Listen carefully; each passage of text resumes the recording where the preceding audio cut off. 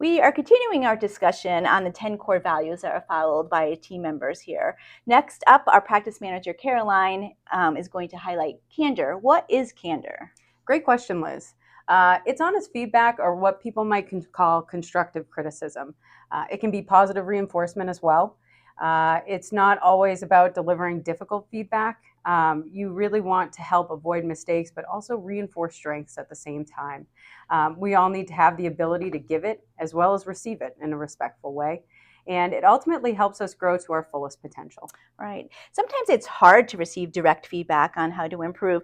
How can we receive feedback without feeling defensive or attacked? Absolutely. Sometimes feedback can feel uncomfortable, but when viewed as something to help you improve and not tear you down, it can be received in a more positive way. Also, feedback is about a behavior, action, or process, not about a person's worth.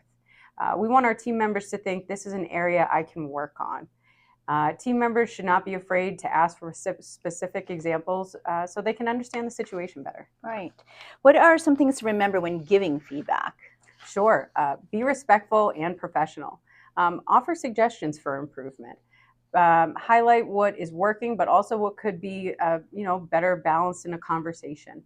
Don't forget to acknowledge their efforts as they make improvements. And you want to build up a culture where everybody feels safe to speak up and hold one another accountable. Also, communication needs to be clear, so the expectation is clear.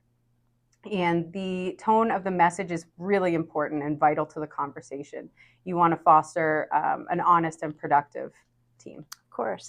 Like many of the core values we have discussed over the past few weeks, there is overlap. How does candor overlap with other core values? Three come to mind. The first is communication, which focuses on sharing clear and respectful information, and feedback focuses on the message and how it is delivered.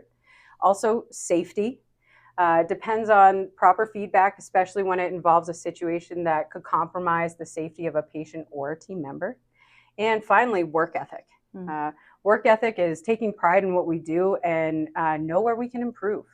Sharing feedback helps improve performance and maintain the high standards of the practice.